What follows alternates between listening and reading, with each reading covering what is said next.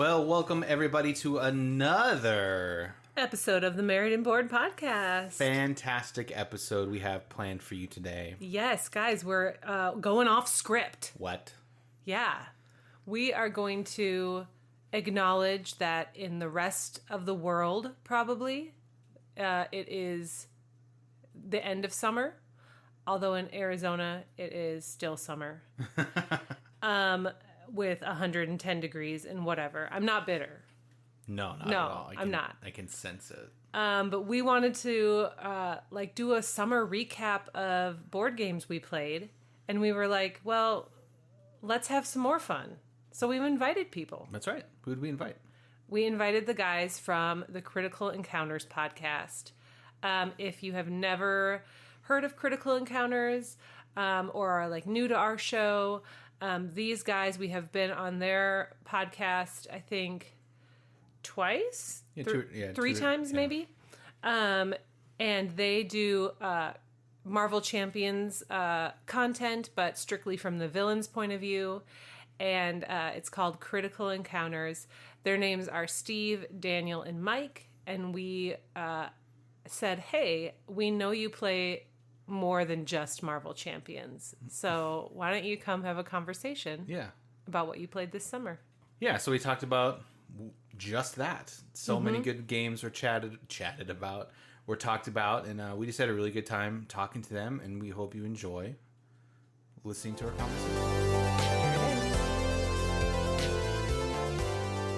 All right, Ange, we have a very special treat for our listeners today. Yes, we do. We met these guys via the internet. I don't know, what do you call it these days? Yeah. Over a year and almost 2 years ago. Yeah. So we're chatting today with Steve, Mike, and Daniel from the Critical Encounters podcast. Welcome, guys. Thank you. Hey, how's it going? Hey, thanks for having us on. Yeah, of course. We met, like Angela started to say, over a year or so ago. We started chatting about being on a Marvel Champions episode. So maybe you could take a couple minutes and explain to our listeners, if they've never heard about Critical Encounters podcast, what that is and what you guys are up to. Yeah, what would you say you do here? Ooh, nice. I'm Steve, and Critical Encounters podcast. We are Steve, Marvel. You're being robot-y. Oh, Yeah. Really? Yep. Yeah. I haven't done anything. Oh, is it still that's going? better. Say more. Less so, but kind of. All right, let's try again. How's that? Any better? I don't know what to do to change it. I think you're okay. You're good. Okay. I hope you guys have an editor. We're good. Okay. Hi, so I'm Steven from Critical Encounters podcast, like Kristen and Angela said, and our podcast is about Marvel Champions, the living card game by Fantasy Flight Games. We talk all about villains. We look at the villain lore. We talk about the modular set and the villain sets. We're a weekly show, and so there's a lot of content out there. We've been around about 4 years. You can find us. You just do a search for Critical Encounters podcast, and we're on every podcast player and whatnot out there. And yeah, you can go back in our back catalog and find Christian and Angela that came on. They talked all about It was Proxima Proxima Midnight. and Corvus Glaive. Proxima Midnight and Ebony Maw, and we did a fun game show Corvus episode. No, not Corvus Maw. Corvus I mean- Glaive. Oh my goodness. Yes. Corvus Don't Glaive. mix up the marriage there. Yeah. Oh, it'll be unmarried and bored. Yeah. Right. Yeah. I was really just wanted to get to the game show, the Newlywed show that we did, which was really fun. Oh, that was so fun. I kind of forgot about that. That Such a was a good good time. time. Yeah, that was Great. really fun. Great. It was a lot of fun. Yeah. We learned that Angela's favorite hero is She-Hulk. Yeah. Mm-hmm. It truly is, Yep. in my mind. I know. I've learned as well that my favorite hero is She-Hulk. Yeah, so you can, if you're interested in Marvel Champions, check us out. But we have some other things that we do too. Mike? Yeah, Daniel and I want to say almost 10 years ago, we started this. We started playing. Isn't that crazy, Mike? I know.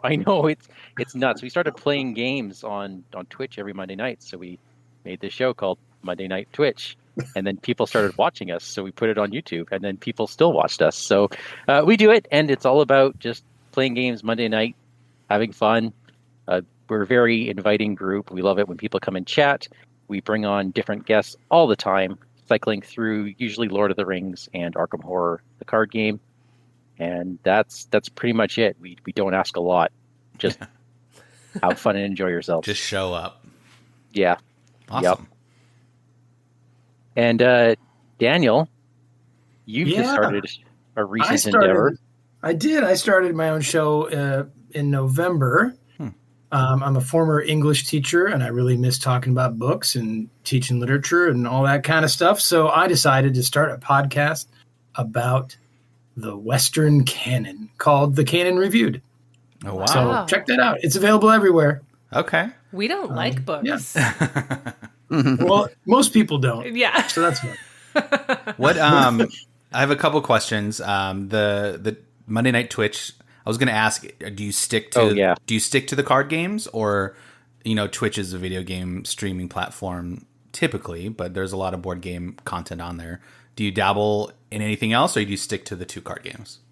We generally stick to the 2. We did start Marvel Champions, but we actually took that out and moved that to the Critical Encounters Twitch because we found people don't generally like all of it. And what I would see is 100 people joining the stream, and then 99 people drop every week. So we decided just to keep it to the couple. Okay. So now we just have People know one what to every week. expect. Yeah. Yeah. Yeah. Yeah, So, and if you're interested in Marvel Champions content, we have one for Critical Encounters, and I Twitch on there with some community folks or these guys and things like that. So Okay. a little separated. yeah, that's great. Yeah. Arkham Horror is a game that I really want to get into, Yep. and we've tried a couple times. So maybe we should tune in and check Yeah. it out at a little deeper level than just the core box and the first series That's From- what we've Oh, done. boy. from so long ago, whenever that was. Yep. Do you want to tell what we're going to be doing on here? Yeah, I want to ask one Daniel more a quick question. question too about the Western canon. Oh, yeah. What is that? Well, Is there like a 2-minute summary that you can just kind of explain what your not show's really about? a 2-minute summary so much as when we think about it, it's the old books and the classics that are supposedly really still important and relevant.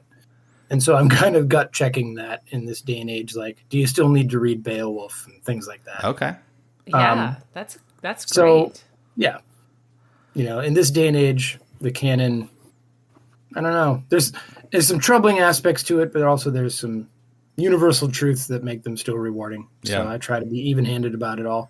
Okay. I like here. Yeah. Okay. I'm gonna just off the top of my head, I'm going to fire off some books that now, would it be high school or would you say? Yeah. Okay. So in a lot of ways, I'm looking at it from my teacher point of view of what I would show students and how they would think about it and kind of address it from that angle. Okay. The new or younger reader of these texts. Yeah. Okay. So the Odyssey. I remember reading that. Yep. That'll be on there soon. Okay. Great Expectations. Remember reading that. That was the third book we did. Okay. I did. Okay. Yep. I personally did my AP English thesis on the brothers Karamazov. Oh, I don't even know what that is. that'll be on there, but Dostoevsky. probably down the road a bit. Wow. Okay. What else? What else did Pride and Prejudice? That's- Hobbit. Hunger Games. Is that in the Western I canon? would say Hunger Games is in the new canon for sure. Okay. Look at you scoring a point, Christian. I But know. I can't talk about it on the show because of public domain law. Gotcha. That is a I can talk bummer. about it. I can't read about I Yeah. can't take a bunch from it. Well, that's awesome. That's a Yeah. cool topic. I know. It's making me want it's to been just fun. let's just scrap what we were going to do. No. Angela and Daniel can just talk about big books. It's a literature podcast. Yeah. All right. Daniel, I think you have your first guest coming on, or Yeah. maybe not your first. Oh yeah. There you go. Well, that's awesome, exciting. guys. Welcome again, and we appreciate Thank you you. guys being here. We both love, we all love Marvel Champions, but if you listen to our show, we play more than that, and these guys do too. And so we thought it would be fun. We all are in some form of getting back into school for the year. Being out west in Arizona, our kids have been back to school for what seems like 2 months. Probably is 2 months. July 24th, y'all. And you guys are East Coast-ish, so like, those of you who have kids, have they just gone back to school or? A couple weeks ago. Okay, so this is our second week. That is wild. That's so wild. Yeah, because we're almost already on our first break. Yeah, we're coming up a fall break over here, which is crazy. Mm-hmm. But we wanted to talk about games that we play, that we played during this summer, that we just had a good time playing with significant others, friends, family, and stuff like that. So we thought it'd be fun to chat about that. Angela and I are just going to talk about one game each, but we asked you guys to talk about 2 games. Right, because you plus me is 2. Yes. Yeah. Oh, wow. Okay. English major on the show, math major on the show. Just dropping those mathematical theorems. Yes. So let's just jump right in. Angela and I, we'll start it off. And if you want to talk about the game that you were going to talk about, and then you guys can just follow. We'll jump to one of you guys next, and let's talk some games. All right. Well, I have been playing a lot of Cubitos over this, or I did play a lot of Cubitos over the summer with our son. He is 7, almost 8, and he loves push your luck games. So I guess I could throw Quacks of Quedlinburg in there as well. He loves that one. Our daughter hates it. So she sits out every time. But Cubitos, I think we did an episode on it years back. Yeah, when we bought it. But it's a racing game, but with dice. And so you try to race your little animal around and roll your dice. And then if you get all blanks, you bust. And so that's kind of the push your luck element of it. And he loves it. I love playing it. And Christian doesn't love it as much. So, I'm like 50-50. Right. Yeah. So I think it's nice to kind of get the opportunity to play more often than... And I think it's good for just to have that one-on-one time with one kid. So if you're out there and you have more than one kid, you often come as a package deal. So to get the one-on-one time is fun. It's good, and he loves that it's quick paced. Like it does. We're not slogging through turns. We take simultaneous turns. We roll dice. I think the tactile of rolling dice is the thing that gets him. And they're like miniature dice, which I hate miniature cards, but miniature dice, you can roll like 50 at a time. It seems like, so that's really fun. You can fit 50 in your mitt. Just roll it. Have any of you guys played this game or? I've never heard of it. Okay, me neither. Yeah, I don't think it's like super popular, but they had a recent Kickstarter expansion. I think it's AEG. Don't quote me on that, but I will quote you because it is AEG. Okay, perfect. But it's a fun little push your luck. Yes. Awesome. I've seen it, but I've never played it. Yeah, it looks like the guy on the front looks like a block of cheese with lederhosen on it. Yes, it's a big block of cheese with lederhosen. And I was just I thought it was like a mutated SpongeBob SquarePants, but now I get it. Yeah, okay. or it could be. Well, that. now I just kind of want the box art for something on the wall. And the replayability is so great because you can combine different racetracks and then have, you can make your own lineup of a race, and it's really cool. So when you play this, Ange, with our son, and when I play it, I tend to push it when I want to when I'm really close to busting. Yeah. Do you play conservatively compared to how he does, or does he? Oh yeah, he pushes all the time. And honestly, it almost always works for him. Okay. Like very rarely does he bust. I am super... You're racing a gambler. Yeah. He loves numbers too, so he's probably doing, the Hangover meme where he's just sitting there staring and the numbers are floating in front of his head, counting all the cards and dice. Yeah, well, maybe. I mean, he'll look back and be like, it was my mom that, That's why I'm in rehab right now. Oh no, that's why he's in. That's every kid, though. I mean- Yeah, true. Yes, we've set aside money. It's fine for his therapy. Wow. He always presses his luck, and he mostly gets away with it in this game specifically. Okay. I do not press my luck, and we just recently played a track that basically incentivized you to push your luck. Okay. Like the different abilities on the dice were like, if you push your luck, blah, blah, So I tried to play his way, and he lapped me. So I got to stick with what I know, and that's just bowing out. Yep. Yeah. Well, that's awesome. That's Cupidos. So if you haven't tried that, it's a fun one. Our son is 7, so he learned it quickly, but he's also a numbers kid like his mom, so that kind of Right. all rolls into it. And our daughter and I could just kind of like sit back and watch that one sometimes. Take it or leave it. How do you spell that? Cubitos. Yeah. You mentioned Quacks of Quedlinburg. We have that. We play it a couple times. I have a 13 and 10-year-old daughters. And Yeah. they, for one of them, it is a frustrating experience, though she claims to love the game. But every blown up potion, you see like the tears well. Oh, yes. Yeah. Because she's also a gambler. I'm like, you don't have to keep going. Yeah. I do. Yeah, it's You like, know? well, if I need to get the 2 bonuses at the end. 'cause I if need you- to roll the bonus die. Yeah. Yeah. So, yeah, it's fun. So is that a game you played this summer, or do you have a different one in mind? Yeah, let's start with you, Daniel. Oh. We're gonna. Oh, okay. I was not going to mention Quacks, though. Okay. Our game of choice, I think, and that we love to show other people in our family, and we'll bring it around. We went to Wisconsin to visit my family out there, and there's a bunch of us. Before I gave them all COVID, we played games. Oh, fine. That was a nice It was a present. great vacation where we were all quarantined from each other. Oh, man. But anyway, we like Manara. Ooh. And so that is like a dexterity game where you are building a temple.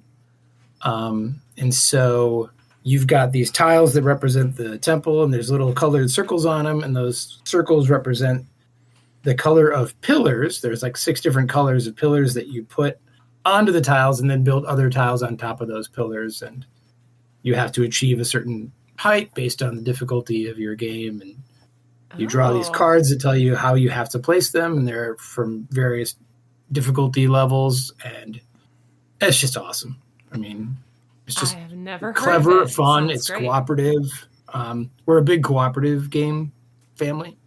Yes. Yeah. It prevents a lot of tears. Mm-hmm. It does. I mean, like Quacks, I think is partly frustrating for us too because we're actually playing against each other, and Right. that's rare for us to do. Yeah. It's like, wait, someone won? Yeah. We're used to just losing. Yeah. Everybody to- lost. Yeah. Yeah, we all lost, and that's the fun of it. But yeah, so Manara is great. It's very challenging too. Even the easy mode, if you draw the wrong card, then Okay. yeah, it's great. Yeah. So Is if it you a- haven't played it and you like dexterity games, and you sort of want, I don't know, nine steps up from Jenga, and Okay. it's gorgeous too. I definitely recommend Manara. Okay. Yeah, that's the one that I have never heard of. Is it newer? Yeah. No, I don't think so. I think Okay. it's Okay. like 6 or 7 years old, maybe. Oh, wow. All right. We're gonna check it out for sure. Yes. Is there anything that you guys like? Is there anything you don't like about it? Like, if you had to like say one thing that it may not be for somebody. I mean, obviously, dexterity is a big genre that people may not be into, but Right. I think. Well, there's shaky hand syndrome is a problem. Yeah. If you have it. Another thing is like you take turns in it, so it's cooperative. So when it is your turn, it's like spotlight on you, and like Oh. Mm-hmm. so. I've some members of my family got a little nervous about that. okay. And how many people Taking can turns play? in it. Well, it says 1 to 4, but we've played with 8, and like whatever, Yeah. It's- you either do teams or something, because like one of the timer mechanisms of is like these pillars running out of the bag because you draw them at random. Okay. So like you have to adjust for that a little bit, but I mean it's just whoever's around the table at the moment can play. I mean, Yeah, you just kind of do your turn, Just- press yeah, it, take a pull it, turn. whatever Go, it is. you're up. Yeah. Um, I love that. Adjust for the group. yeah, I mean it's 4 seconds to explain, and That is key. you're off. Yeah, it really is, and yeah, but we love it. Have a great time Cool. every time we play it. Manara. Menara. Cool. All right. Menara. All right. All That right. is going on the list for us to check out for sure. Dexterity games, when you mentioned that, that's like one that we don't have, I don't A think lot any of. of. I mean, we have It's our only one. Yeah. we So, have Jenga somewhere, probably. We have Kabuto Sumo. What's that called? The sumo wrestling game? Yeah. Yeah, where you push the tokens on. Yes. Yeah. Isn't that dexterity? Sure. I don't know. Yeah. Tile, I don't know. We're not opposed to dexterity. We just are realizing Yeah. our eyes need to be open. Not very flexible. Yeah. -3 to dexterity for sure in this house. Oh yes. Well, awesome. So let's ask Daniel. Same question. What's one game That was Daniel. that was Daniel. looking at my list here. Mike, there we go. You're a different Sorry, I wasn't- person, so I I am. Sorry, I wasn't listening. I was staring at this Cubitos the artwork. Cubitos artwork. There's I like see where you thought SpongeBob, Mike. Yeah. It's hard to unsee SpongeBob now. Yeah. I want to see the art brief. Right. Yeah, there's some weird like retro style like artwork in there. Like there's some like 90s vibes, like dinosaurs, and there's weird cats, and what else is there? There's like a punk rock pineapple. Yeah, it's all over the place. But all the names for the cards are like characters are like tongue in cheek. Yes. Yeah. I'm also interested in it now because John D. Clare is the designer, and he's Oh, pretty. Pina Cublata. Ha ha ha. That's awesome. Do you know any other games off the top of your head that he's done? Space Base, Oh, I okay. believe is his. and Yeah, this that's a big one. is a big one. Yeah. Um, Okay, well, Mike, I'll answer the question now. yes. Yeah. Yes. Let's jump over to you. How about a game for you? Okay. Before I mention that, I want to mention the situation. So I don't have kids. I am married, but my wife has chronic fatigue. So Wow. what that means is she's fine for a little bit, but only has enough energy for so much brain energy during a day. Totally. Sure. And if she does anything really strenuous, so if we had like a big gaming night, she's out the next day. So we kind of have to plan in advance what we have to do. And long story short, we've learned to live with it, and life is great now. Yeah. But Yeah. with that lens in place as to what we choose, she generally gravitates towards co-op games. And what we found is that takes a little bit of the mental bandwidth off of her, Sure. That makes sense. because then she can collaborate, and she loves strategizing. So it lets us game for a bit longer, right? So we tend to go towards that. So the first one I'm going to go with is Sleeping Gods by Ryan Lockett. Okay. Wow. This is a guy from I wanted to pick at least one that I felt the others would not pick, and something that definitely needs to be spotlit. This is by Red Raven Games. This guy has done Above and Below, Near and Far. At the very least, you've probably heard these titles before. Yeah, totally. Right. Have you ever played any of them? So gorgeous games. Yeah, so I know 2 people who own Sleeping Gods, and neither of them have played it yet. Yeah. Okay. Which it's just one of So- those games where it just seems very intimidating to start because you have to get Yes. through the campaign. And if you want to talk on that, that'd be awesome. Yeah. So here's the thing about Ryan's games. He likes to mash mechanics together in really weird ways. Like Above and Below was almost Agricola-like mixed with Tales of Arabian Nights for some reason. Interesting. Because where you like build your cave in the day and then go underground and talk with mole people and go on adventures. It was really odd, but it all came together in this game. the problem is that whenever you're looking at his games, you're always thinking, but Agricola did it better, or Arabian Nights did it better. Sure. There's always something Okay. a little bit better. So I actually didn't own any of his games. And then I saw Sleeping Gods on Kickstarter and thought, well, this guy is providing me so much entertainment. I want to at least support that. So this game, the theme struck me. Like you're on a steamship, you're a crew of 9 people. This is the early 1920s, and you find yourself taken away to another world where these powerful gods have been lying asleep for centuries, and they're trying to wake up. Okay. And it's full of magic and beasts and mayhem, and it's part resource management, part keeping your characters. There's this weird action point type system, but then you get into combat, and it's almost area control like. It's like a And- computer game. Kind And of. then there's Yeah. the whole book. It's an open world where you're traveling with the steamship. It doesn't tell you where to go. It says you start on the opening map, pick where you want to go. Things will get harder the far away you go. Just have fun and explore. And you go and explore, and throughout the game, as you read these passages, it'll open up keywords. That's basically your triggers to advance things. And if you Okay. go to a location, hey, if you have this keyword, this happens. Otherwise, this happens. So you can follow these little sub-stories all around the map. And there's no time to do everything. I think you have to do minimum 4 or 5 playthroughs to at least see all the portions of the main map. And that's not including the expansion. So yeah, there's definitely a lot of game there. We just found it really fun. And once you start adding multiple players, it gets a little cumbersome. So we just did away with it, and we said, play this game as if we were playing solo, but we're going to play together and just strategize together. Yeah. Okay, And yeah. is it one of those where like you always have to have a certain amount of crew, and then the more people that play, you divide the crew up based on the number of players? Yes, and not only that, you also divide up your action counters and you divide up your hand size. Okay. And it added enough That's rules that we just, well, you can kind of see how they did it, because it's a way to avoid someone from playing the game themselves. You give everyone a chance to manage their own hands, do their own thing, make their own choices. Right. But we already do that, so we said, forget it. We'll just play All together. normally. And And yeah. have you gone through a whole campaign, or are you in the middle of it? We played through 3 campaigns. Oh dang. The first couple months we got it, and then we played another one this summer. A ton of fun. Awesome. No spoilers.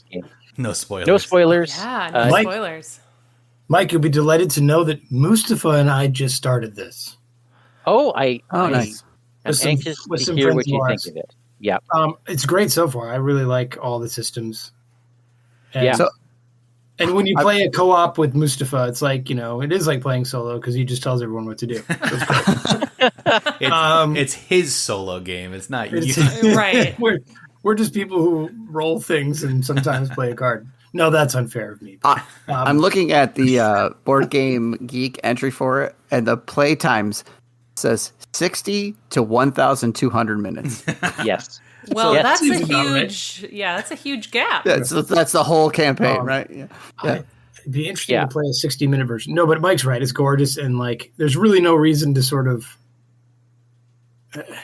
I mean, it's a co-op game, and you have your own people, and you could be whatever about that, but it's just you're really having to think a lot, don't you find, Mike? Like it's like mapping Yeah. through your turns in combat and how you're going to do this, and keeping people like there's like a fatigue system where like you just can't keep using your crew over and over. They get tired, and you need to rest them and figure out ways to do that. And it's just, and you can never do everything you need to, like every good co-op. So yeah. And the story's fun, even though the writing's, but the world, it's great. Yeah. The world I is was really impressed. amazing. You're always it hooks you with the sense of exploration. Right. And I love those storybook games where the board is a Yeah. book that you flip through. So like if anyone owns Jaws of the Lion or something from Gloomhaven, like that, like Yep. the book is the board. I just love that. I think that's great. Yeah. I first saw that in Stuffed Fables, which is a Yeah. Oh, yeah. Fables. game I could never get my kids to play. Like I threw it at them too early, but Yeah, we did stuffed fables with them, and then the Plaid Hat's not newest one, but the Familiar Tales. Familiar Tales was a good one. Oh yeah. Oh yeah. Forgotten Waters, their pirate one. Oh, the pirate one. That's also a Yep. book. No, I'm excited to play Sleeping Gods. It did look intimidating.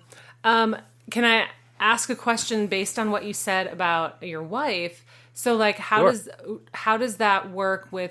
Do you sit down and like have a good time to stop, or in the story, or do you have to like artificially make that happen? Or It depends. The way a campaign works is you have this deck of cards that is time. okay, And after every day you flip a card and something bad happens. And every time you go through the deck, you advance the story. And when you advance the story 3 times, the campaign is over. So there are at Okay. least 2 natural stop points. okay. And do you But- find that that's normally what you guys have done? Is stop then, or do you? Sometimes yes. It Okay. depends on how much happens, and in particular how many fights happen in between, because the fights are the longest part of the game. Yes, We have always. stopped at the end of a round, and there is a lot of stuff to keep track of. Like if you want to write down and quote save your state, that's a lot of writing to do. It's not just And- like take a picture of. Take a picture. You can. Maybe take 2 pictures. Yeah. We just have a separate table set up that we always leave things set up on, so we can just leave it go. We can still have dinner on a regular dining table. Yes. Yes. Yeah. Well, Mike, the rule book does talk about how to save the game, for one, It's still Oh, a it lot. does. and it is Yeah. still a lot. There's notes you have to make and things you have to write. Yeah. And the event deck that Mike's talking about, we found that like each card of that, and it's an 18 card deck, each card was maybe led to a turn that was somewhere between 15 to 30 minutes Oh, okay. with talking and fighting and stuff. I think if Sure. you really knew what you were doing Yeah. and weren't negotiating every little decision, it wouldn't have to take that long. Yeah. Like some things you'll go to and it's a short event, and Yeah. sometimes it's like a dungeon delve where you go through many decisions, multiple fights. Okay. Okay. So you can't always gauge what you're in for. That's it's making me more intrigued than I was. Yeah, the open world nature is one that's always like drawn me Intriguing. to that game Mhm. because you can do anything, and I like those types of like video games where it's just like here's 1,000 things you can do, and then I just get overwhelmed and stop. But Right. That's Yeah, why I would me be too. there to. I love Yeah. the idea of it. Right.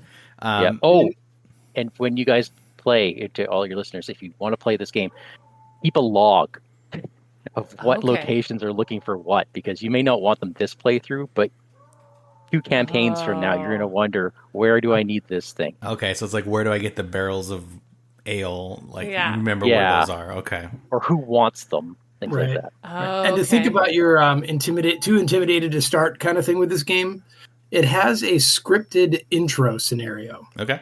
which teaches you fundamental rules. Not everything, but It's really Okay. well done. it's That- well done and it gets you kind of right into it, and it doesn't use all the components yet. And I think it's a nice, easy way into it because you're right. You open that box, you're like, oh my God. Yeah, And yeah.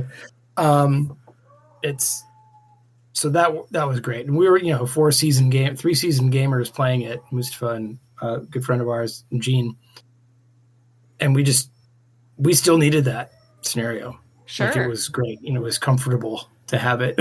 I love it. I feel like we're just gonna go on Amazon while Steve tells us about his game and Yeah, we're just gonna- order all the games that Yeah. we're talking about. Yeah. Also, something to note: I got the original Sleeping Gods. Apparently, they've got another one called Sleeping Gods: Distant Skies. Yeah, that Oh. was It's a a new game. Yep. I have not played that one yet. I've only played the original, so but I assume it's more of the same goodness. Yeah, I think there is a like an airplane, like a like a 1920s biplane Oh. that you can kind of travel around in. Yeah. Yeah. Yeah. I always think of, for some reason, I think of like Jungle Cruise when I see this game and look into it because it's just I like get it. 'Cause old. it's green. Well, like it's the just cover. like old timey boats and like Okay. steamships and Oh, Oh, Okay. I'm glad you said that because there is a print and play available that's literally Jungle Cruise. Oh, It is a really? smaller version of Sleeping Oh. Gods. You can find it on Board Game Geek. It is print and play. Yeah, just to see if you like the game. Awesome. We will definitely have to do that. All right. Well, Steve, do you want to tell us what you have been playing with your family?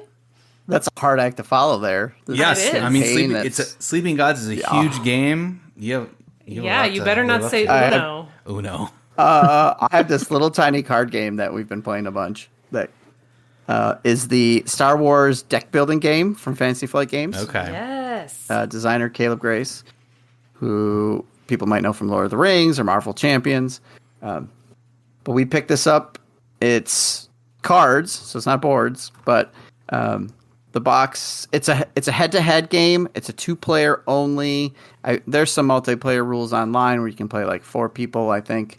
We haven't really tried that. You need to have 2 boxes. It's a fairly typical deck builder if you're used to that. There's a market row in the middle, and you have the rebels against the Empire, and each player starts with a base deck, and you're trying to buy cards and improve your deck so you can beat the other people up. But it has some neat additional mechanics that are, I think, makes it my favorite deck builder, at least right now. Okay. Those are some big words. yeah. I like it. Yeah. Well, the theme is very good. It definitely feels like Star Wars. You get to see all the characters you like, right? Chewbacca's in there, Grand Moff Tarkin, Darth Vader, Luke Skywalker. But you're going after each other's bases, so you're trying to blow up their base, trying to take out the Death Star or Tatooine or something like that. There's a force tracker, so you can influence if the force is on the light side or the dark side, which improves cards when you're playing them. Like if you control the force, Yoda's better than he wouldn't be than otherwise. Right. But it also has a really neat mechanic. Those cards in I think they call it the Galaxy Row that you would be buying. There's neutral cards that anybody can buy. There's Empire cards that only the Empire can have, and there's Rebel cards that only the Rebel can have. But what you can do is instead of just going after the other player's base, is you can bounty hunt the other faction's cards that are sitting in the row. So the Empire can send an attack squad after Chewbacca or Han Solo or whatever and take them out of the game before the Rebels get a chance to buy that card. And they get a bonus for doing it. Every card has a different bounty hunting bonus. So that's really pretty fun. Who do you it lets play this you- with primarily? I've played this with my 10-year-old a lot. Okay. Okay. So now, Yeah, so I have... go ahead. Okay. So I have 3 kids. I have a 15, a 12, and a 10-year-old. And the 10-year-old and I play a bunch. And he beats me, like, legit. Not where you're like, oh, I'm going to play nice so that my kid feels good about himself and wins. No, like, he just takes me out. So it's a pretty fun. It's fairly balanced and easy to learn. So Yeah, I mean, I play this with our son, Cubito's son, that one. And what's so funny, I mean, he's younger than 10, is he does not get the idea of why you would want to banish a card. And I'm like, well, out of your deck. yeah. And I'm like, well, because you want the chance of you, like, get rid of the starter cards so that the chance of you getting a better card that you bought off the Galaxy Row is greater. And he does not get it. It's like, why would I get rid of this card? Well, because there's better ones. Yeah. Yeah, like any deck builders, right? Yeah, you can remove cards in order to thin your deck out, because last thing you want is another rebel troop transport when you're like Yes. waiting for Luke Skywalker to show up, right? Exactly. Stupid card. Yep.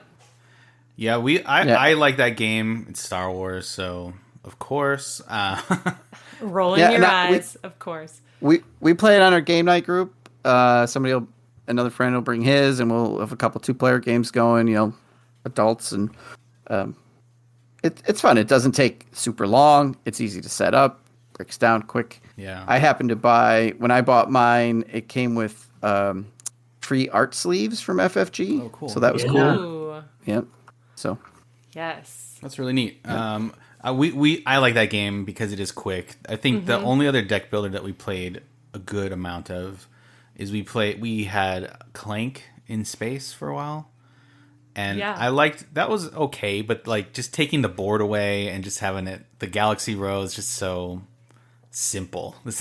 Like Yeah. the Yeah. box is so small when I got it. I remember like, oh, it's only in this size of box. Like It's a good thing. Yeah. yeah. Yeah. Yep. And even that box was 4 times bigger than it needed to Yeah, be. it probably didn't really need to be that large. So Thanks, Fantasy Flight. Yeah. Yeah, I mean we've played Star Realms, which I like, but Hero Realms, Cthulhu Realms, Ascension, Dominion, whatever. I mean, there's Yeah. there's a ton of them.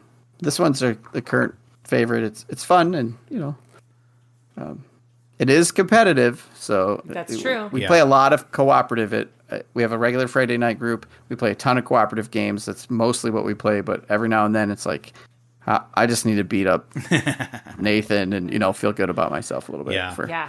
And Yeah. they're Or working on lose. an Right. expansion too. So Yeah, I'd be great. interested to see what era they add. If it's like the prequels or the new stuff, Yes. or who knows. Yeah, there are a few obvious characters missing, like C-3PO and R2-D2. Yeah. Right. Yeah, Yeah, I mean, like with what's like obviously everyone's watching Ahsoka, but like I love those characters from Rebels, and like the that era as well would be cool. I mean, there's so many characters; they could just go forever. yeah. That's the genius. And speaking of Star Wars, because you guys are here and you play a card game and you have a podcast about it, I just wanted to ask about the new TCG Star Wars game that Fantasy Flight has in development. What are you guys' initial thoughts on that? You're talking about Star Wars Unlimited. Unlimited, there it is. Yes. Yes. It looks fun. My group is interested in picking it up. It is a collectible card game, but they have shown us that there will be starter packs. Yeah. So you can get a Luke deck and a Vader deck and treat it like a board game. You could just buy that and just play that. And we've seen them playing that on stream a few times with the FFG Live. So I think my group is interested in picking up whatever starter decks they have and playing it a little bit. It has multiplayer built into it, which is a big draw for us when there's 5 of us or 4 of us show up. We don't want to necessarily break up into multiple games. We want to all be playing the same thing, which is why we Right. typically play co-op. But being able to sit down and throw down a little Star Wars against each other in like a Royal Rumble seems like it could be pretty fun. Yeah. Yeah. Mike or Daniel, are you guys into it at all? or- I got into the living card games because they're not collectible. Yeah, that Yeah. makes sense. Yeah, I get it. Yeah, I don't like the format, so I will not be jumping on board that train. Okay.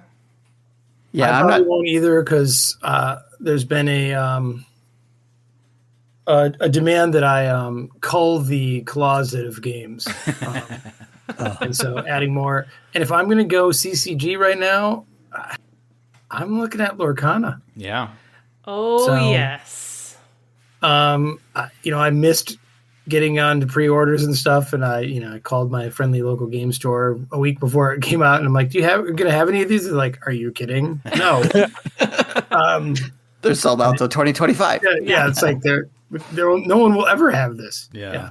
I guess so. So, but yeah, I am intrigued by that, and have researched it a little bit to see how the system works. And Okay. yeah. Well, I think that's a perfect transition because that was going to say, be our second game. Did we plant you in the audience? nice. That's so great. Let's it- hear it. I'm curious about this. Yeah, so Disney Lorcana came out and it's gone. Like people can't find it. Right. We were lucky enough to get in on like a release event at our game store, and we each bought, you and I, a starter deck. And throughout the night, they also gave you a booster pack after every round. Yep. So the idea was to play 3 rounds, and then the winners got bonuses, and we just got a bunch of packs in a starter Cool. deck. So Yep. And then they gave you the option of buying like 2 more when we 2 left. more Yeah. if you wanted when you left. So yeah, it's I mean, I was gonna say it's head to head, but in Disney you're not killing people. That's true. You are challenging them. We can't kill. Mickey can't kill. I was hoping we'd see like Mickey with a shotgun. And, Yeah, right. Maybe The one Gaston. Mickey with a meat cleaver. Yeah. Yeah. Yes. But it is funny, like when you play, because you're just like, all right, Mickey is gonna attack Simba, and it's just like saying those words. It's just like, this is wild. I know. It's funny. So if you can find it, it's very fun. It's very if you guys have played Keyforge, where a Keyforge is a race to get 3 keys. This is kind of the same deal. You want to race to get 20, what they call lore. So it's just 20 points, and each character has the option to either challenge another, Not or attack. if they have certain icons, they can quest to add points to that total. Right. So you're kind of balancing trying to remove the other player's characters from their board, but also get enough lore for yourself. yeah, that is very much like the Keyforge. Yeah, that's a good Yes. comparison then. Yeah, I do like the resources. Much like the Star Wars game we just talked about, you play a card face down in front of you, and that becomes a resource that you tap to be able to play cards into your area. So it's kind of interesting that they're both using that, which is really Oh, funny. the Star Wars, not the deck. The Unlimited. Unlimited. Oh, yeah. Yeah. Unlimited Yep, does it's the that. same mechanic. Yeah, it's just kind of funny that they both are coming out Yeah. close to each other. Yeah. Wait, Disney, Star Wars? Yeah, Never mind. Go on. Who knows? Who knows? I mean, connections. Yeah, but yeah, Steve, what are you suggesting? conspiracy. Who knows? Conspiracy. But we're having a really good time with that. We were actually lucky enough to find a couple boosters at Target randomly and add it to our collection. So we're gonna play it more with the kids. It's an easy one for the kids too. So, and they came to the event with us, and so they got to experience that, and that was really fun because there was other kids there. There's other families. And our store did a really good job of that, and there was like the typical, quote Magic the Gathering player there that was just, he already had his deck like min maxed and yeah. like destroyed me in like turn 3. Yep. So I was like, okay, cool. You're way into this. I'm here with my son. Enjoy the victory. Yeah. I Right. mean, everyone was nice. Yeah. But yeah, there were a couple people that were in it to win it. The thing I don't like about this game is the fact that now we're on the chase, right? We have the bug. Yeah. Oh no. Yeah. And so it's like the love-hate relationship of, like we said, like getting, you just want to, it's like Destiny when we were Star trying Wars, to find that one Jabba or like, and Yep. every Yeah. time we buy a booster pack, I am sure in my bones that we have a rare in there. Yeah, like and one then, of those fancy art cards. and then nope, we haven't. And all of a sudden there's like a table full of just wrappers. And it's like, well, we bought a lot. It's And like, we're going to be done for this week. yeah, this week.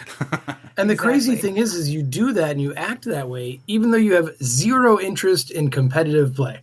Yeah, I know. exactly. Like, Like well, for me anyway, right? Like I got into Destiny for a hot second and realized it was basically a drug and, Yes. and had to stop. But I was like, I will never go to a store and play anybody. Like I'm just, Right. I'll play a friend or two, but when I'm not ever getting into competitive scenes and like, that, that story you're talking about, the min-maxer.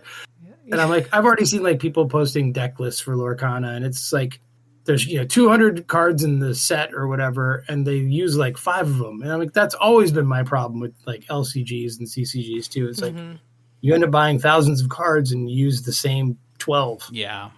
Yes. And I, it's like I would just want to throw a bunch of princesses in a deck and like sing songs. I know, Like, and that's that's- what it should be And you about. can. And that's, yeah. And you can, unless you go hang out with that min-maxer. Yeah, the best part about the event is like the top 3 guys were classic card players. Yeah. And then they came out with prizes, and one of them was like a really cool like Captain Hook deck box, and he was like posed really cool. And then the other 2 were Elsa. Love And it. I was just like, hey, congrats on the win. And Yeah. here's your Elsa deck box. And they had their dragon play mats and just all this crazy stuff. I was like, oh, this is perfect. Love it. Yeah. So yeah, we're looking forward to set 2. They've already announced that it's coming out in December. Oh wow, that soon. Yeah, Awesome. it's crazy. So who knows how crazy this game will be. Well, and I'm not into Magic, but I just like read some like it's probably on Instagram. I don't even know where I saw it, but just that they're trying, like, Magic has a release schedule that's kind of wild like that. Like they're trying to kind of model it after that. Okay. Because it seems like the dust hasn't even settled from this first release, and then now we're getting more. Yeah. But Yeah, that's how they keep it going, right? The LCGs and the board games, you're happy to I own a base set and you're ready to play, and off you go, and you can play that one base set cooperatively forever.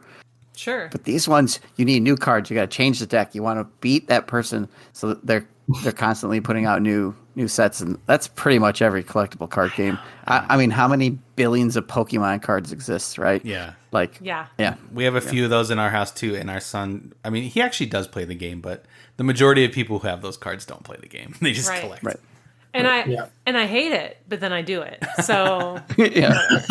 The one thing I'm looking forward to, if my group plays the Star Wars Unlimited, is they have said that for the casual gamer, it will be easier to get all the rares. The distribution is going to be different, and the really rare stuff will be like all arts and stuff. So if you just want to have a deck that you can play, it won't be as intense of a buy-in. Maybe who knows? We'll see what it really comes down to. We'll see. Right, but they have said the collectors will be going after these alt arts. They're not any different mechanically than the ones you could get a little easier. Yeah. So hopefully that's good to hear. I mean, in both those games, I do want to play not super competitively, but I do have fun going to the events. Yeah. Like I did a couple with Destiny. I played a guy with no teeth. That is a true story. So that was a fun time. But there's just you never that was know. me. Hey, I didn't know we met. Man. You just never know who you're gonna meet at these things. So it's always a crapshoot. And like at least with the Disney one, I feel comfortable bringing the kids if they want to come. And Yes. And speaking of our son, the gambler, he loves opening card packs, and he will do that till the day he dies. I mean, yes. That's how he's going to spend the money that he makes. Probably. Gambling. Did you get any good cards, Dad? It's like, no. That's my son with Pokemon. Yeah. Oh, And he yeah. watches all the YouTube channels of guys opening packs, and he thinks he's going to open the same pack that they open. I'm like, they opened 1 million packs off screen. Yes. Right? Yes, So, exactly. Yeah. Awesome. So our second game, Disney Lorcana, if you can find it, check it out. Let's just go in reverse order with you guys. We'll jump all right right. back to Steve, and if you have game number 2, let's jump in. Wow, Okay, you're so throwing my it. second game is also competitive. It's called Calico. Yes. Oh yeah. is- Okay. This is a game by Kevin Russ from Fallout Games collab, but published by AEG. And it has this beautiful picture of a little kitten sleeping on a quilt. And you're like, oh, this is going to be a nice, quiet little game I can play. And it is the most intense puzzler game that I've played in a while. You're making quilts, and you're trying to sew buttons on your quilt, and you're trying to attract cats to your quilt by using these hexagon tiles that you draw from a bag that are all random colors and random patterns, and you're attempting to complete different puzzle objectives. And while you're doing it, right, you're taking a turn, and it's 1 to 4 players, so you're playing against other people. It's a little solitaire sometimes because I'm so focused on my board and trying to build my quilt. I don't really know what my wife is doing with hers. So I'm not, the only way you can really mess with another player is to take a tile from the center that maybe they want for their quilt, but I'm never able to tell what they're really trying to do. So it's just usually luck of the draw that I take something and my wife goes, I needed that to finish my quilt. Like things like that. Now So, cats won't come. yeah, I needed that so I could get Mittens to come over. Mittens, You know, that's the cat. Mittens. Yeah. Millie Trivet, Coconut. Yeah. It's a real fun game. We play it with the kids. We play it, just my wife and I, or our game group sometimes. Lots of cardboard pieces, really nice quality. It has its own chaos bag. Yes, it does. Love it. It's nice purple, says Calico, at least mine is. and it has all the tiles in it, and it's pretty fun. It's you're trying to score different points so you can pick up different strategies by the way you play your tiles. Yeah, that was a sleeper hit for us at a board game weekend that we hosted up in the mountains here in Arizona. Like, we played it, and everyone was like, "This is really good." Well, we weren't even going to bring it, and then we thought, well, we should bring stuff that like is different than anything else we're bringing, just to like, I don't know, a palate cleanser. Yeah, and so we took it out, and people loved it. I wouldn't want to always play games like the solitaire you were mentioning, multiplayer solitaire, but I do appreciate it more often than not. So I kind of like that you can just curl up, have a cup of coffee, and work on your own little quilt. And yeah. And when I find like we play 3 or 4 players, and somebody's taking their turn, and you can chit chat with the other player. You're like, even if you kind of know what you're gonna do, maybe you're planning ahead. So it's not too intentional. Like, oh man, they're about to attack my army, or I gotta worry about rolling these dice. And so it's nice while you're sort of playing solitaire a little bit. We still get a nice feel of camaraderie around the table when we're playing it, because I don't know. It's a little less stressful when it comes to that, because it isn't so head to head. Agreed. So you mentioned that your wife was like, "Oh, you took my thing." Is it not that cutthroat then in terms of competing for the common resources? So there's 3 tiles in the center, I think, and you have 2 tiles in your area that you haven't put on your board. So after you put a tile on your board, because that's all you do, you just put a tile on your board. That's your whole turn almost. Then you take a tile from the center to put it into your area, and then you draw a random tile from the back to put back into the common. So there's only 3 out there, and there's only so many of every kind. So it's like, well, I'm waiting for a polka dot yellow one that's just going to score me a ton of points. And then somebody takes the polka dot yellow one that you've been waiting all game for, and now you have to totally change your strategy. But the games we've played, nobody has been studying my board and saying, boy, if I steal a polka dot yellow, he's toast. Got it. Right. Okay. Right. Yeah. They just take it because they want it for what they're doing. So it's like if you play Azul, I would say Azul is way more cutthroat and with similar mechanics. Mm-hmm. Yeah. Like you can just really mess people up on Azul. This is way more casual in that area. Mm-hmm. Yeah, because you score off of 3, there's a hexagon, and you have to get patterns around it. So 2, 2, and 2, right? Mm-hmm. But you could have 2 of the same color or 2 of the same pattern, or if you can do 2 of the same color and the same pattern, you get extra points. So you never really I don't think you ever get whitewashed where you never score anything, right? Right. We haven't had too many games like that. We have had where, I didn't get to finish this one thing. But I was looking back at the scores too, and our 15-year-old, when we play with him, he just obliterates us somehow. So his mind is really good for this game. He's seeing something. Yeah. He's seeing something. Graphic designer. There you go. Yeah. Oh man, yeah. 2 thumbs up for Calico as well. Yeah, that was one where I rolled my eyes at the purchase of that one because it was cats, and we just found a cat in our garage, and I was over it. And then it's a good one. Yeah, and it has some stuff in the back too. Like you could do achievements, so you could keep track of different games you've been playing. We haven't done any of that, but it has a lot of fun additional options to make it even more complicated or track your games. And then a nice little thing in the back of all the designers' cats. You can read up on the history of the cats. Which I have done. Yes. Yep, I will you have say. to. Mm-hmm. Yeah. That's great. We have played that many times, and we do love it. Mike, game number 2. What you got? All right. Okay, so another co-op. I'm going to go with an oldie, but it's a series that's still going on to this day, and that is Sherlock Holmes Consulting Detective. Oh, yeah. Okay. Oh, boy. For those who haven't played this, every case has a little booklet. You have a map of London, and you have a phone directory. Go.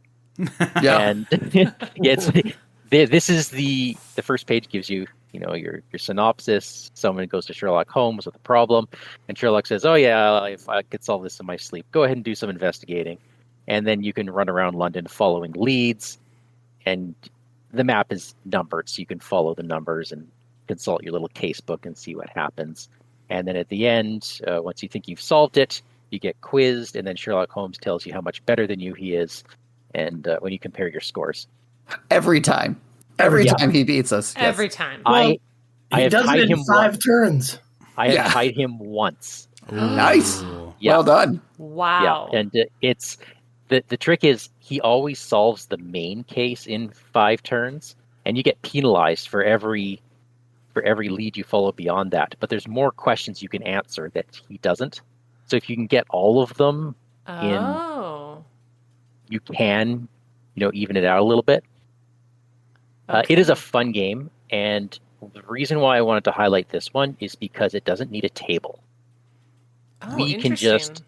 Like my wife, chronic fatigue, blood pressure is a part of it. She can just lounge on the couch, and we can pass the book back and forth, That's pass great, the map yeah. back and forth. If you're going on Never vacation, thought you of want to that. bring something small, a manila envelope will fit a case and the directory and the map, and you're ready to go. That's great. And your newspapers, Mike. Yeah, your newspapers.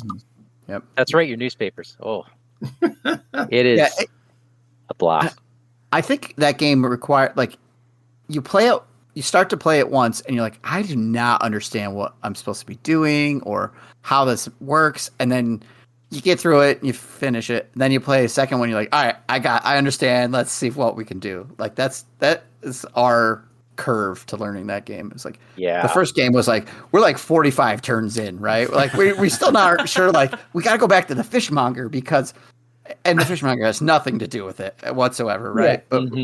Yeah. But we're convinced, and then after we've played it once, we've kind of figure out like there's these newspapers, and you read through them, and I don't know how much of it's relevant to the actual case, but you have to kind of figure it out. And we're like, every single article is important, and Yep. And sometimes they'll reference previous newspapers. right. Oh, Yeah. no. What's the date? When did this news? And the newspaper's like 2 pages. It's not a whole newspaper, right? But yeah. We quickly abandoned the idea of competing with Sherlock Holmes because partly it was like, well, I got this big book. Why do I only want to read 1 page of it?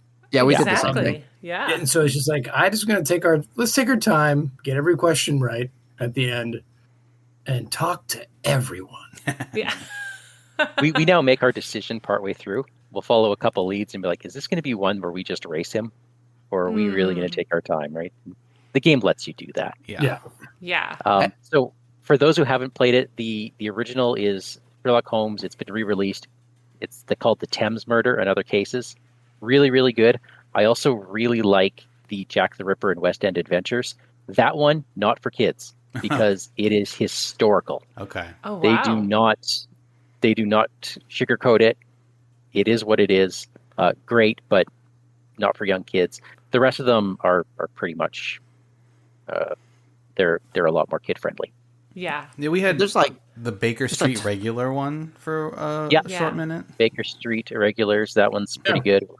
we And have there's we a Lovecraftian one that's out now. Oh, cool. Ooh. Oh, cool. That's been out for a while. We got it and we played it. There's just so many like typos and errata that were required to play it. That was a little distracting. that's good. Because you Yeah, get we the have- page, you're like, this makes no sense. Then you go and look online. You're like, oh, entry 83 should really be entry 87. You're like, oh, I see. Okay. great. So Great. That makes it a lot harder. it does make it a challenge. Yeah, we have the Carlton House in Queens Park, which comes with additional map. There's like a big manor that Yeah. stuff will take place in. Oh, cool. There's like 8 different versions of it, right? Like, and they're all self-contained. I don't think you have to start on any one of them. You don't. You do not. You do not. In fact, most of the adventures themselves are self-contained.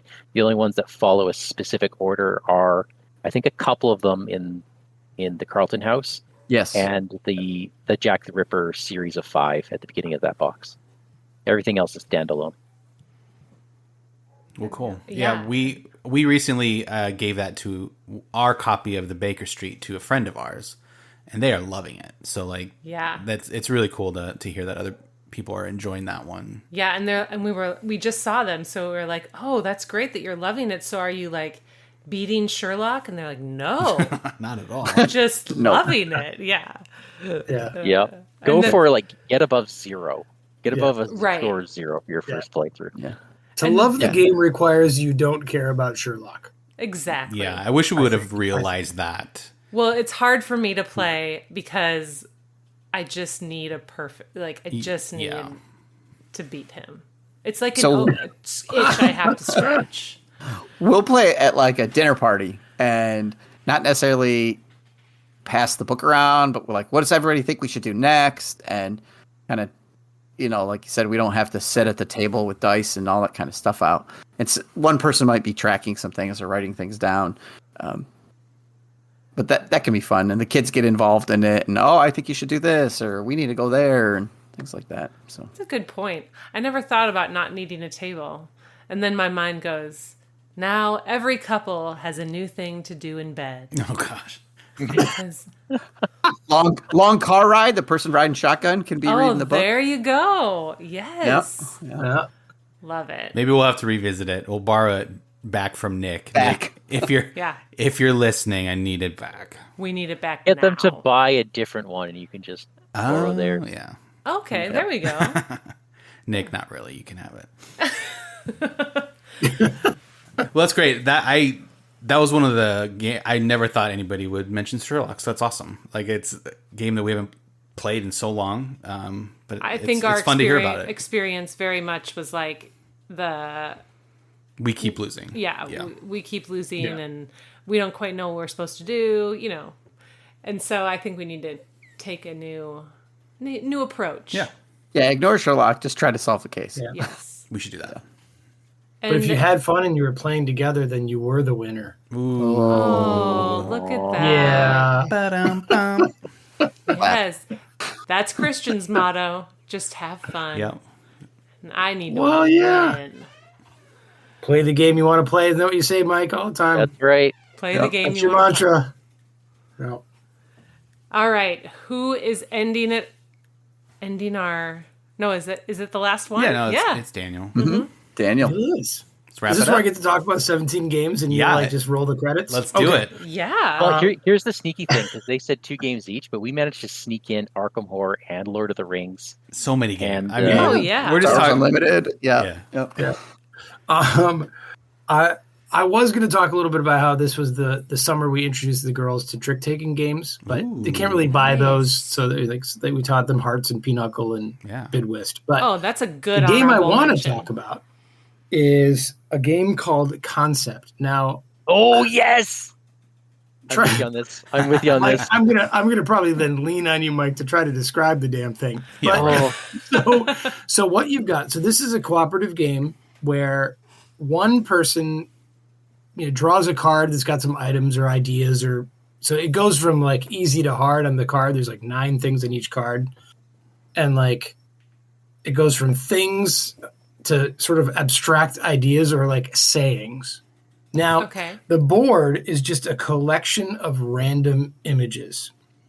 And you're, as the person who knows what the thing you're trying to do is, you're the clue giver, and you have various colored cubes, and you have like an exclamation point in a couple colors, and you have ways that you can get your team to figure out what it is you're trying to say. You cannot speak, and you can only like throw things on this board. So like you have some icons on the left that like represent main ideas, like it could be celebrities or people or art or literature, whatever. It's like a big idea, so it kind of clues them into a zone. And then the rest of the board, and there's like, Mike, what would you say, like 200 icons on this board? It's like huge. Oh, wow. yeah. There's tons. And there's like icons that represent like volume and left, right, and like shapes and colors and all these things. And you use your different colored cubes to like, so maybe you put a black cube on the color brown, and you put another black cube on a circle. And so that tells your people that you're looking for a brown circle is in this thing, whatever it is. And you just sort of keep playing. There's no real clock. It doesn't matter. You just, it's all co-op and it's fun. And like 1 to 100 people can play it because who cares? And the challenge of being the clue giver in this game, I've never played. Well, what's that game where like you're a ghost and you're giving people Mysterium. pictures? Mysterium. Yeah. I I love that game. suspect it's kind of like that in a way, like the challenge of being the clue giver. But oh my god, just if you take a look at this board, everybody, and just get an idea of how you might represent something like a phrase like out of the frying pan and into the fire, and all you have is pictures and colors and shapes. Like, it's fantastic, and my kids just absolutely love it, and it's super challenging, and I think it's enthralling. You guys, I wanna- get it. I want to jump Mike, on add that to it, please, add Mysterium to it, link. please. Just to bring in Mysterium, in that game, you're trying to get everyone to guess a person, then guess a murder location, and then guess a weapon. And you're doing so with dreams and these very abstract looking scenes. Mm-hmm. And when you're given multiple scenes, you don't necessarily know what in those scenes you're supposed to pick out. And that's the challenge of Mysterium. In this game, they get around that by you're linking things together by color. So you have your main idea. Like if I think on the Board Game Geek page, the example they give is milk, right? So like, what's the core concept? Is probably this is something you ingest. This is food. So you're like this is I don't know. So you put the big question marker, like something that represents food or like, something. Yeah. and maybe it's white or something else. And then what's a sub-concept? Well, maybe it comes from a cow. So I'll put the blue thing on something that represents an animal. And then maybe I'll put wheat for farm. And then what's another concept? I don't know, like Liquid. Yeah, liquid, right? So at least then you can link together all your boxes to tell them, hey, this is the thread I'm trying to get you guys to follow. Right, and that color you put on animal, then you go, or the cube you put on animal, you go take a couple cubes of the same color of that and put it on black and white, right? Oh, yeah. Black and white animal or a brown, like whatever you want to figure out. And it's just so cool. When I've played this, it's been at a beautiful and convention. intricate. Yeah. This is a game you play at conventions on the last day when everyone's just tired. Yeah. It's a blast. Yeah. That's I No one's have seen- seen this at our game store, I think, Yeah. and I've always wondered about it, but then just chalked it up to like, oh well, we have family games or whatever, but now I'm very interested. It seems like it seems like a better what's that guessing game that everyone loves with the cards? It sounds like Code Names. There you go. There it is. Pictures. Yeah, it's Code like Names it's pictures. like better code. Sorta, names. yeah. I think for a creative kid, the ability, and the beautiful thing about these cards is the variability, the difficulty of the things they want. Like 3 easy, 3 medium, 3 hard. Like a creative kid who gets to play with sort of the colors and the ideas and like the sub ideas of the main. Like, it's an interesting way to see how your kid thinks. Yeah. And that has been the most fascinating part of playing concept for me is watching Lorna like put things together in her mind, like of how to communicate a concept. Yeah. Who comes up with the cool. idea or the concept? Do you just Play the game you So want to you play. gotta- You can make it up or you can draw cards. or you draw the Okay. card. So Or the you draw card a will card. have like 3 easy things that are usually like kind of items or something. Okay. And then it goes all the way down to like weird phrases. and you're saying. playing in one big group? Yeah. So one person's in charge of trying to get everyone else to guess what it is. Okay. So you could play in like I'm thinking like a party game style Yeah. thing Oh, almost. easy. 100%. And you know what? Yeah. I do not like party games. I like this game. It seems to be more accessible than a lot of the other ones.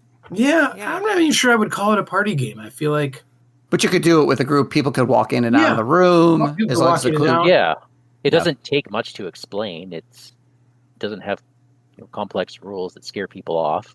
no. Right. No, this sounds perfect for like Seems like you would like it a lot, Ange. yeah, or like you eat Thanksgiving and then you have to wait to get room for dessert. So you just This would be a That's great- exactly great what room I'm for planning dessert here. game. Yeah. Yep. that's Yeah, what you last do. Thanksgiving we have a Friendsgiving that we do with a bunch of families and friends come over. And last year we played Wavelength, and Oh, in yeah. the past we've played Just One or Code Names or a bunch of that kind of stuff. So this might be the next on the rotation then. This is the Although winner. 2013, it might be hard to get my hands on. So Well, yeah. No, is it hard to find? I don't think so. No, this Okay. one's everywhere now. oh, it's on Amazon. Okay, yeah. It was it'll just be in other popular places. enough that everyone bought large quantities of it, so you'll have no problem finding it. Cool. Yep. That's great. Good, Mike. Thanks for your backup because I was like, I don't know how to describe this game. So Well, when you said it Nice to too, bring it up. I can picture the box because there's a big question mark on it, and then and it's mostly white. beyond that, it's just Yeah. like it has pictures. Like Well, and I just searched for it on Amazon just to make sure you could get it. They have a Concept Kids. oh, cool. So Oh. there's a kids version. It's like I would recommend animals. probably avoiding that. Oh, okay. It's probably going to be less pictures. It's going to be, we've been playing it since my youngest was 7, and Okay. she's fine. Yeah. Like, I think, Being a board game house, we can probably handle it. yeah, I think so. It's like like Cranium Junior wasn't interesting, right? Right. That kind of thing. Gotcha. So, Okay, yeah, now that I'm looking at it, it narrows everything down to animals. So it's all animal. Oh. Oh. Yeah. Now- Oh yeah. It's No. for really young kids. Right. The best kids version is the Sherlock Holmes Consulting Detective Jack the Ripper Kids Edition, right, Mike? Kids Kids edition, yes. He just takes people's clothes and rips them. It's just Mickey dressed as Jack the Ripper. Yeah. So Right. Mickey can't do any harm. that's going to be the best Lorcana deck. You can challenge people in the Mickey Ripper. streets. Challenge. Mickey the Ripper. Yes. Yeah, you can challenge them in the back alley, but you're not going to fight. Nope. It's It's just a challenge. Well, guys, we appreciate Hey, hi. you taking the time to talk thank you. some board games. Yeah. Maybe something, outside of the Marvel Champions, comfort zone that you guys are in your podcast. But we do want to end the show like we end every show. And I think our listeners are probably a little bit tired of hearing us talk about what brings us joy outside of board games because we talk about coffee and Star Wars a lot. Or at least I do. I was going to say, are you leaving me out of it? But I'd love to pose the question to you guys. What's one thing besides board games and Marvel Champions that's bringing you joy? We'll start with Steve, and then Daniel and Mike can take over from there. So I'm really enjoying Star Wars Ahsoka right now. So Look there I'll you go, keep the Christian. Star Wars going for the There you fans. go. Thank you. That series. I mean, I watched Rebels. I finished Clone Wars recently. I'm like on a big Star Wars kick. We play a lot of Star Wars at my house for some reason. Yep. But the Ahsoka series, at the time of this recording, I just watched episode 5, which was great. So good. Oh, man. So, yeah. And I'm discovering I have some new Turkish apple tea. So it's not coffee, but, Star Wars and tea. So Okay. there we go. Ooh, Awesome. Turkish apple tea. I mean, that sounds like what we talk about here. So, like, Yeah, that's great. Yep. Who's next? Daniel. Let's make Mike be next. Oh, Mike. Okay, Mike. Well, I was going to say coffee. Mike has more joy in his life and can get this Okay. probably Daniel. conjured up quickly. Okay, let's. You know what? I don't watch a lot of TV, but just recently I decided to turn on Sandman on Netflix. I read the comic series way back in the day, Okay. and wow, that is a great adaptation of it. So you're enjoying it. I am absolutely enjoying it. Well, it's bringing him joy. Well, Christian. I know. It is bringing I me guess. much joy. I just didn't know with like it being a comic reader, like there's something's always missing. Right, like Something's always missing, but they got the vibe right, Okay. and as long as they get that right, I'm pretty lenient. Okay. okay. With the story change. I have a problem starting shows and just never finishing. So I think I've watched like the first 2.5, 3 episodes of that. And I don't know anything about it, but I enjoyed what I watched. It was very interesting. It was very cool. And I did hear you say coffee a little bit. So do you like have a special coffee ritual that you do, or is it just like regular brews or K-cups?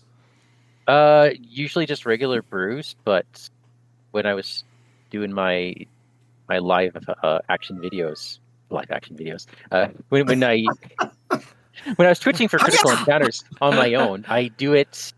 I like to do it with physical cards because I like that tactile aspect, and Nice. I always used to start by talking about my coffee. Okay.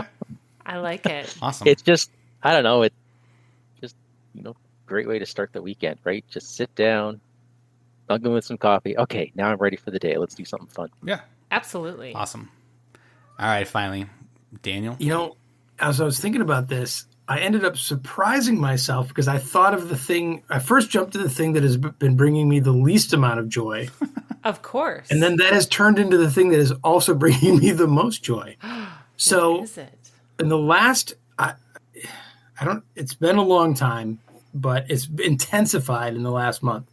The soundtrack of my life is Taylor Swift. Wow. Taylor Swift. I love it. My kids are rocking Taylor Swift 24/7. Got They're it. singing it. They're playing it. Spotify's going all the time. And you would think that you can get too much. Too But much Tay-Tay? I think I might. I think I'm thoroughly a Swiftie. Hey. My daughter just discovered her, and like it's I- being played all the time now too. Yeah. So yeah. Like, and she's got 4,000 albums, and she releases like one a week, and so there's plenty of new music. So Yeah, we I rock, like it. We rock Tay-Tay over here too. Yeah, I mean, Yeah. our daughter's just turned 10, so she's just kind of getting into the She's music right thing. in. That's Uh-huh. yep. That's Swiftie time. Yeah, totally. Um, And she was introduced to her probably through that the movie Sing. If you remember the Singing Animals movie that was out a couple Yeah. years yep, ago. yep. There's a pig that sang Shake a It Taylor. Off, Yeah, yeah. Shake It Off. So that was her introduction. But yeah, that's cool. I mean, we love music Yeah. here. I'm looking at 30 records over there on the shelf, so Yes. it's a familiar thing in our house. Not that we need to approve of your joyful things, No, but of we course not. approve. I feel validated. Yeah. So thank you. Yeah, we approve. Good job. Yeah. And then Steve, you had mentioned that you had one more question that you actually wanted to ask Angela before we left. Angela, what books are you reading? Oh man. Are you reading any books? Until you segued, Christian, I had forgotten. No, really? So now I need to think, okay, I just finished an audiobook today, so I started a new audiobook. It's called The Undertaker's Assistant. That is for my book club, so I really don't read the synopsis before my book club books, so I don't really know what I'm getting into there. I know it's historical fiction. That's what I know so far. And then I am also reading another historical fiction, All the Light We Cannot See, World War yes. II. Beautiful. I read his, well, I don't know if it's his most recent, Cloud Cuckoo Land, Anthony Doerr. Is that Anthony how you say Doerr, it? Doerr. I read that one first, and this one preceded that. So they're not a series or anything, but I am going backwards in his catalog. Nice. And I am really enjoying it, but I am reading the physical book, which means that only certain times of the day are available. And so I'm reading like 5 pages and then falling asleep. And it's I was really going to say, you also read 3 paragraphs a night? Nice. yeah. But you know what? The same 3 paragraphs over and over again. chapters. The longest chapter I've read in that book so far is probably 5 pages. They're so short. They're like That's good. a page and a half, chapter done, and then the next one. Nice. So I love it. I've been really into the World War II. Is it wrong to say that World War II is bringing me joy? No. If you say it like that, yes, but I've been the I education think it needs a around little it. more context. Yeah, Yes. yeah, the education surrounding World War II. Yeah. Yeah, there you go. Yes. Well, you So- didn't think it was going to happen, Ange, but Well, listen, we can't end it on that. Somebody else say something. All right, so I'm reading a book, and we were talking about books with or games with our family. So I have a books with our family, Okay. and Yes. kid focused. We're currently I'm reading to my children, even though one of them is 15. Frightful's Mountain, which is the 3rd book in the My Side of the Mountain trilogy by Jean Craighead George. I hope I'm saying the first name right. It is like the first My Side of the Mountain I read when I was a kid, and then it was 15 years before a sequel was created. And it's a book about, it's set, I don't know, in the 40s or something, and a kid runs away from home in New York City out into the Appalachian Mountains in upstate New York, not far from where I am, actually in Delhi. And he lives off the land. He traps a deer and he skins a deer. He hollows out a tree and he learns to live off the land, and he captures a baby falcon and he raises it. And like, you get this whole great outdoors story about this kid. And we're a big scouting family, so like it really resonates with all of us. And then the second story is, there's more to it. And then by the third story, Frightful's Mountain, which is the name of the bird, Frightful, it's the whole story almost like from the bird's point of view. So it's very different. The kids are really enjoying that. But, I don't hate that. That's cool. I like when it takes like the same world but different points of view, even if it's a bird. Yeah. Yep. Yeah. And they don't, the third one, they don't like restart, but they kind of pick up partway through 2 with the bird's point of view. But I suggest the first one to anyone with kids. It's great. The kids really enjoy it. That whole, I can do this on my own kind of thing. Yeah. And yeah. Did you guys ever read The Hatchet in elementary school? That's the first thing I thought of when you mentioned my kids read it. Yeah. I would say it's somewhat similar. I haven't read it, but I know my kids read it. Okay. So. I reread it as an adult about 2 years ago, and I was like, yeah, no, not as good. You have to read it as a middle schooler. Yeah, adolescent. Yeah. Middle schooler. I found going back and reading it again with my kids, having read it as a child, My Side of the Mountain, it's still good. It's great because I'm getting more. I'm getting more out of it maybe than I did when I first was. Right. Mm-hmm. Sure. Yeah, I'm looking at it through a different lens. So. That is. Yeah. Look at that. Books, games, life. That's right. That's what we do. Yes. Well, again, we just want to thank you guys for coming on the show. And you know what? We'll just leave it to you guys to close this out. Is there, if you want to plug the podcast one more time, if you have personal, X's, not like Twitters, not X's, but oh Jesus, no tweets. Oh, Twitter is my ex. Oh yeah, there you go. Our Instagrams. Feel free to do that, and then we'll say goodbye. Sure. You can find Critical Encounters online, Marvel Champions podcast. So you can just Google Critical Encounters. You can look Critical Encounters on YouTube, on Twitch, on Facebook. We're not on Twitter or Instagram. But you can find us in all those ways. Okay. Mike has, there's Monday Night Twitch and the Canon Review. Monday Night Twitch is twitch.tv/Wandering Took. And that's Took spelled Took, like The Hobbit, not like Toque the Canadian winter hat, which was totally a missed opportunity when someone pointed that out. Like, I've been doing this for years. That would have been pretty. I could have totally jumped on that. Yeah, that would have been pretty great. I fail. Yeah. Yeah. And then Western Canon, Daniel, you mentioned that. It's called the. Go ahead, Steve. Oh no, you. I like it. I like hearing you say it. It brings us joy. So, it brings us joy. So the podcast is called The Canon Reviewed. Okay. So Google look for The Canon Reviewed on your podcast players, iTunes, Spotify, anywhere you get your quality literature podcast, right, Daniel? That's right. Yeah. Absolutely. Everyone should have had a journal while listening to this episode. You've got a list of games to go get. You've got a list of books to go get. You've got a list of podcasts to listen to. It sounds like homework. No, that sounds we wonderful. We have 2 teachers on the podcast right now. I think you're going to have a nice set of show notes that folks can come. They can log into your Discord, and they can find the show notes from this episode. Wait, what? With all the links. Discord. We will have something available for the masses. Yes. Thanks again, guys. We appreciate it. And to everyone out there, we'll talk to you next time. Later. Bye-bye. Good night.